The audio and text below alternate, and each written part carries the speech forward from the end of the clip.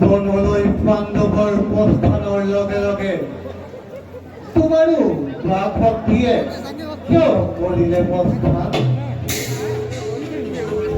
আজি কেইদিনমান সময় নিৰীক্ষণ কৰিছো তোমাক। তুমি স্বামীৰ সময়েও বাৰ্তালাপ কৰা নাই কিয়? তুমি গাধাৰী কিয়? মই দৃষ্টিহীন গাধাৰী।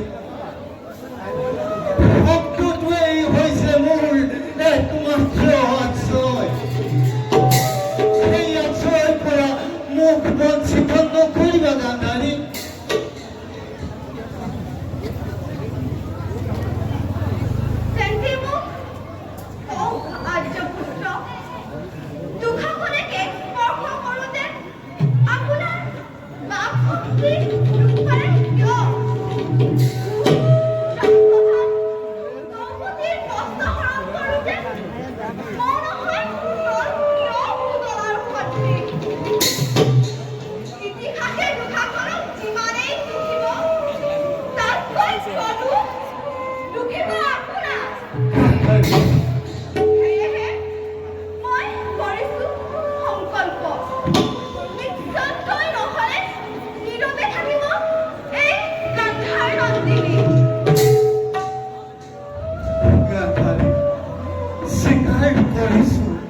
স্বীকাৰ কৰিছো মই গান্ধাৰী।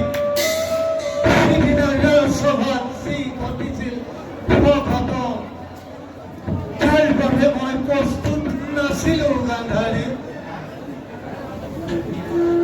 কোনোবাই এক গজানুভক্তিয়ে মোৰ কণ্ঠদান কৰিছিল লোক। গান্ধাৰী মই দৃষ্টিহীন।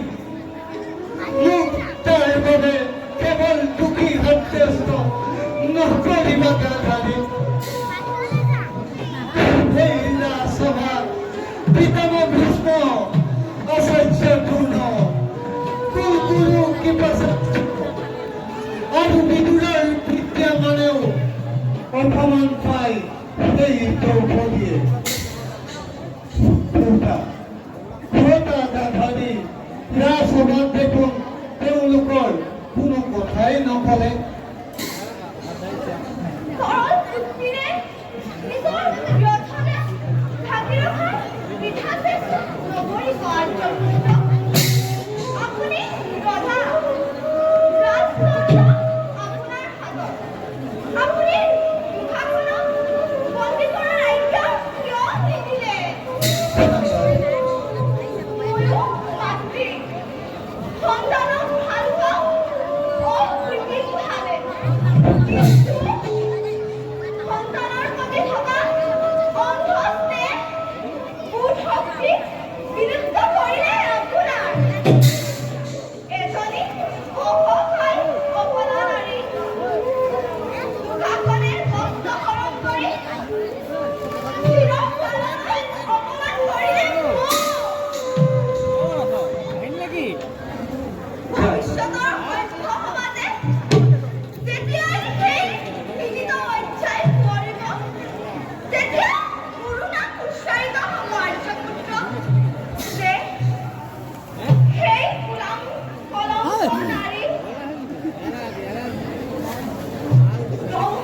মুখাখন অংকুৰিত হৈছে মোৰেই গৰ্ভ।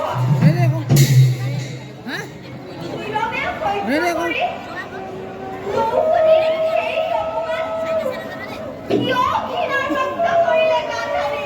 কিয় মহাৰাজ কিয়? গান্ধাৰী দুঃখবিবন্ধ ভৰ পৰাজিত মই সেইদিনাই কৈলো। বৰদান কৰি মই মোৰ পাপৰ পৰা সিদ্ধ কৰিলো, সেইদিনাই ৰাজসভাত জনালো। ৰাজ্যৰ সহিতে সকলোকে ঘূৰাই দিলো বংশ বান্ধৱ।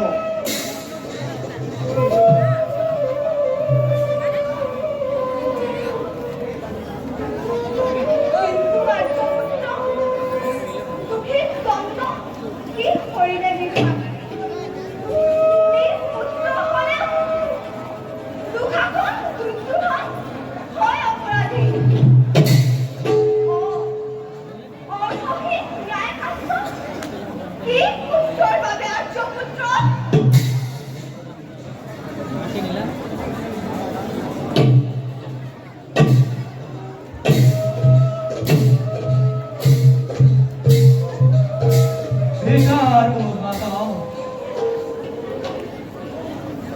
বেদারো মাতা সদ্র প্রণাম নিভাস্যার অপপদে পরিণাম সকাশী ভবপুত্র সন্তান আশীর্বাদ নকরা জননী। তথা কর্ম তথা জয়। মাতা জয়িতাবি শুনব তোমার মুখত যথা ধর্ম তথা জয় আর ঠেক বাণী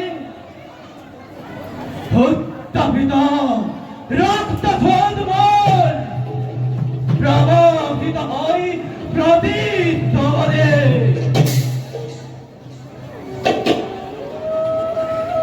ভোলা মাতা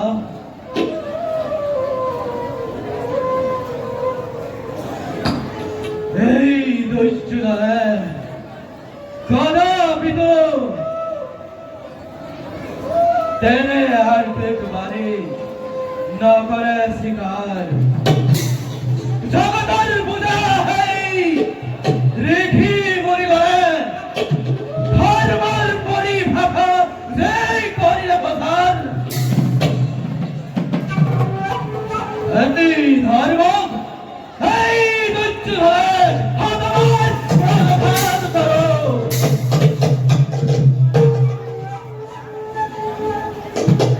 মাতা রহস্যরে আমিত্র পাণ্ডব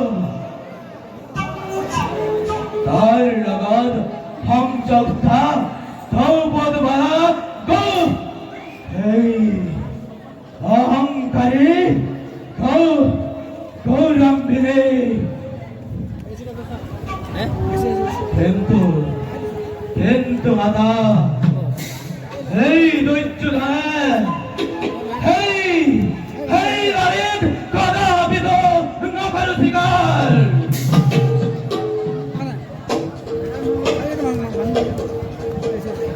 পঞ্চভাগ ধর্ম বুদ্ধ মরিছে হেই রিখি মুড়ি করে তোমার ক্ষেত্রটো ধর্মর সত্য যদি হেয়ায় হয় তেন্তে তোমার আর ভেদ কদাপিত নালাগে কারণ ক্ষত্রিয় বীরময়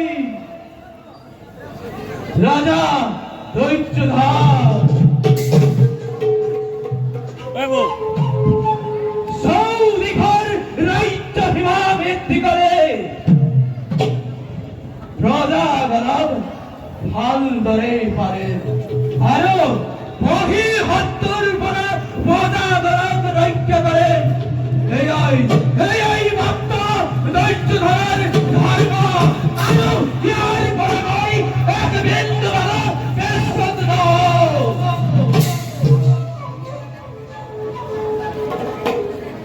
লাঞ্ছিত হয় নারী মোর উত্তর সদন কে স্পর্শ করে মস্ত সঠিক মস্ত হরণ করে ইয়াতকৈ দুৰ্ভাগ্য মাতৃ আছে জানো এই সংসাৰত কিয় দুৰ্যোধন কিয় তই ধৰ্ম দিলি বিসৰ্জন কিয় তই যুধিষ্ঠিৰ ধৰে ধৰ্ম নকৰ অনুসৰণ কিয়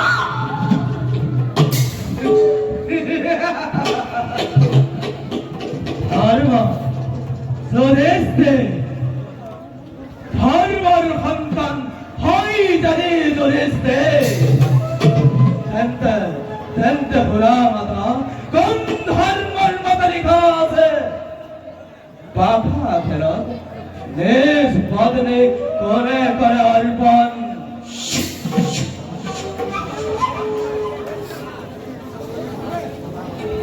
ভোলা মাতা হব পারে তোমার মাঝে কোনো বাধ দ্রৌপদী নন্দিনী কিন্তু এই দৈত্যদানে নগরে শিকার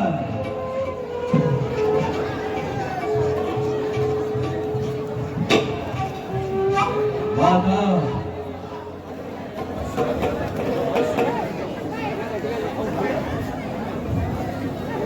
মাতৃৰ ভাৱে স্বৰ্গযুদ্ধ নাই কৰিছন মাতা মাত্ৰ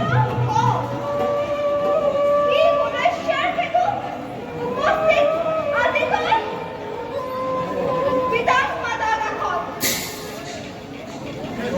মাতা তর্ক যুদ্ধ করে জিভা মোর ঘোর করো আহিছো বৈচ্য পিতা মাতা তোমার ঘর কাছে প্রস্তাবিছে ভাই দুঃখা করে আয়োজন করবাই সৈক্য সমেত হে তো পিতা আর খিলাদ করা হোক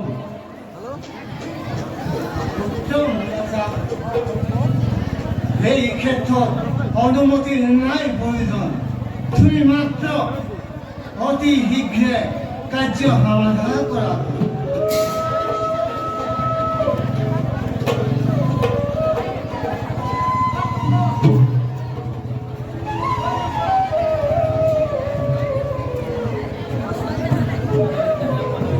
কিন্তু পিতামহ পুনঃ আচাৰ্যৰ অনুমত ললিতাতকৈ মাতা বৈচ্য পিতামহ কথা বিদু আমাৰে আসিল নিশ্চয়ই পিতামহে অসমেত চৈক্য সহায় কৰিব। কুলগুৰু আচাৰ্য দৈন্য মান্য বুলি সন্মান কৰে, কিন্তু তেওঁলোকৰ অনুমতি নাই প্ৰয়োজন, কাৰণ ধৃতৰাষ্ট্ৰপিতামহৰ হস্তিনাৰ ৰাজা। কোন ভাষা ইতিপূৰ্বে মহাভোজ কৰিলি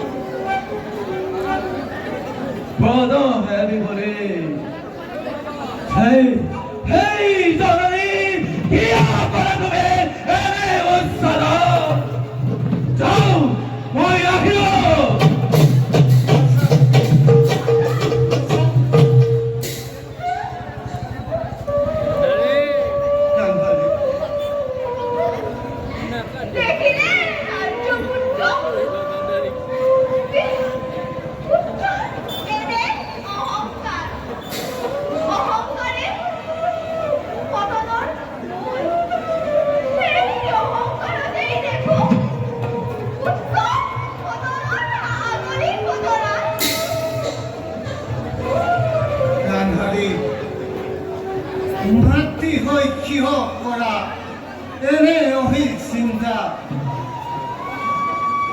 বিকলম বিমংগল জানো নিজ পুত্ৰহে নহয়, সি যে পাখানি মই তোমাক বুজিব নোৱাৰো।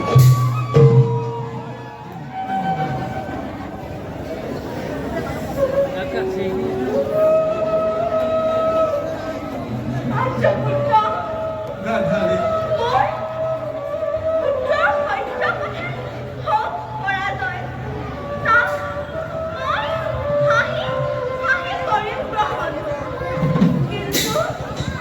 অন্যায় পথে তই কৰাটো মই নিবিচাৰো।